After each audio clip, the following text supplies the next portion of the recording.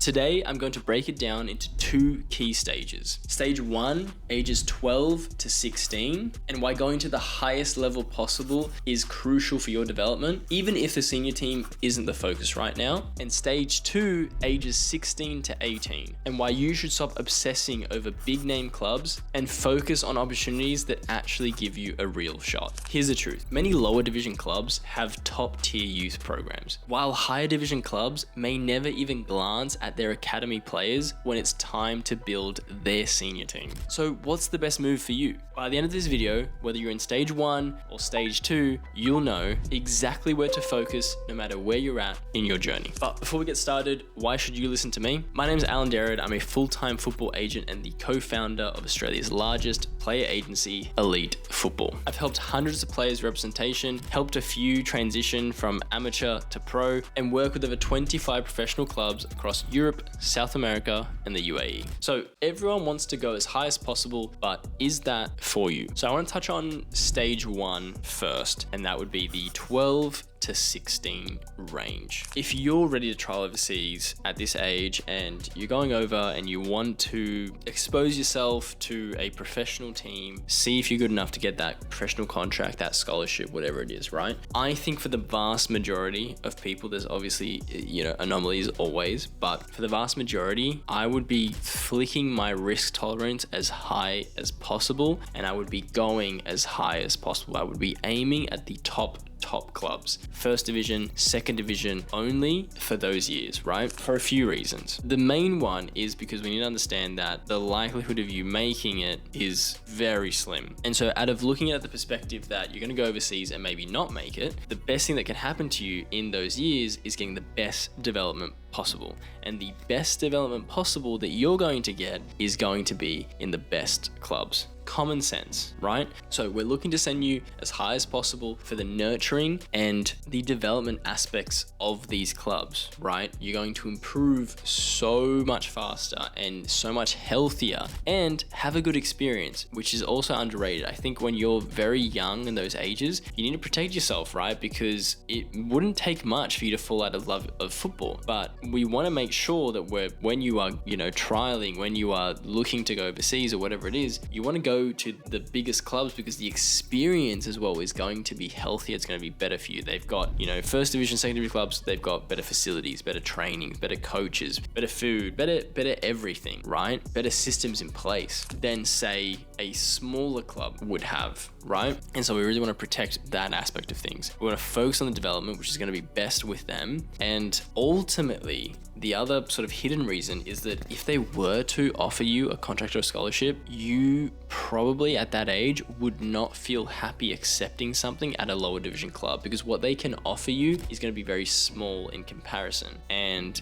if I'm talking to my target audience, which by the looks of the data is majority from Australia, USA, and Canada, you guys live very privileged lives as a standard, right? Here in Australia specifically, very privileged lives, right? We are in the top 10% of the world in terms of, housing, water, everything, right? All aspects. And so going to Europe, it's not the same living standards. Even for first and second division clubs, I'd argue there's some first division clubs that you might have a bit of a shock when you go there where you go, oh, this room's kind of small, or oh, this is kind of maybe a tiny bit dodgy, it's probably maybe like a 4-star, right? But everywhere in Australia, it's like 5-star. Even our 4-star hotels in Europe, that would be considered a 5-star hotel. Like there's things like that most players aren't prepared for. Living conditions and things like that would surprise you. And the reason I say this is because I've had players in the past that I've managed to get them a contract with a smaller team, a third division team, and they turned it down because they realized, damn, I don't want to live in 1-bedroom unit or whatever and compete, in their senior team, yada yada, because they're used to living at home with mum and dad that have a mansion, and they live on the water, right, in a canal with their jet skis and whatever. And so that's fine, right? Best of luck to them. But that was a real thing that actually happened to me. I've had players turn down contracts before, and you wouldn't think it until I guess it happens, right? So for a lot of reasons, I think you're in that age range, that's what you should be focusing on as high as possible. Take the risk, go all risk in, then even if your parents can only afford 1 or 2 trips or whatever, and you don't make it, it's still fine, because you can always then save up, work your butt off, and then when you do get to a bit older and you do want to go more realistic, you can take that punt yourself as you get to, you know, your sort of 18, 19, 20-year-olds, right? So stage 1, that is what I'd be recommending for you. Now for my stage 2 boys, right? The 16 to 18, which sometimes could be 15 to 18 as well, but let's just go 16 to 18. So first of all, I want to start by saying, do not care about the senior team, because you're not going to make the senior team, right? That is such a tiny percentage of players that actually make the senior team at the ages of 16 to 18. So a lot of my boys that go overseas and they want to trial and whatever, they want to go as high as possible, which is fair, right?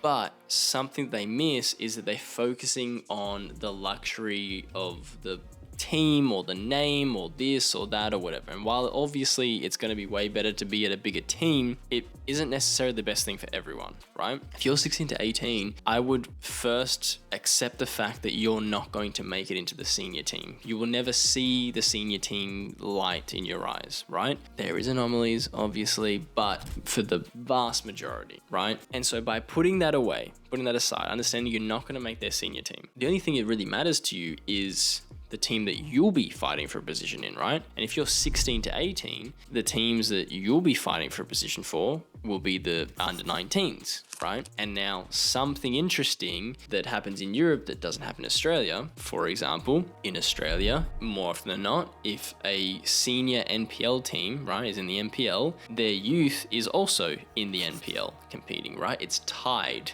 right? The leagues. In Europe, it's not like that. It is fully merit-based, and you can have a senior team, right? The club's senior team may only be competing in the 4th division of Spain, right? Professional, semi-professional, right? But their under 19s team is competing in the 1st division of under 19s, competing in the very top division, right? So you could have senior team competes in the 4th division of seniors, professional, right? And then their under 19s competes in the very top division of under 19s. So their under 19s might be competing with Real Madrid's under 19s. Do you get me? And yet Real Madrid's senior team is definitely not competing with their 4th division senior team. So it's not connected, right? Now, what that means is that you can get exposure in Europe by going into these smaller clubs, but the level is still just as high, right? It's the highest that you can get to because they're competing in the best leagues. So there's 3rd division, 4th division, some even 5th division senior teams, senior clubs that have really high level youth, you know, youth that are competing in Division 1, Division 2. I'm saying Division 1, Division 2, it's not called that, but just so you can follow up with me, right? And so a lot of the times players are focused on the big club, the big senior team, and you're never going to get there. But the chances of you actually making it to one of these smaller clubs and competing in a really healthy under 19s team that's going to push you to your limit, that's going to also get you exposure, because while you're not going to get exposure in your own club to grow in your own, you know, sort of club of the dream, you might get exposure by performing really well against really big teams. If you're in Spain, for example, you might come up against Real Madrid's under 19s, Atletico Madrid's under 19s, Barcelona, you know, whatever, Sevilla. There's heaps of big name boys, right, that you actually might come up against. And that is actually the level of where there's scouts, of where there's internal club scouts watching those games that are focusing in on their own juniors to bring up, but they might actually spot you competing with them, right? And the reality of making it to one of those teams, way higher for you. And so that's what I'd say for that stage 2 is consider not always going as high as possible, but looking into those teams or working, I guess, with an agency or someone that can put you in those teams that are easier to get into, but once you're in, you get exposure every single weekend during game days. Something I don't think people consider, and it's something I'm putting more of a focus on moving into this next year as well. So that's it for the 2 stages. If you enjoyed this video, consider leaving a like or sharing it with a friend as well that's within these 2 age ranges and needs a bit of a reality check. And also consider subscribing. It's free and you can always choose to unsubscribe.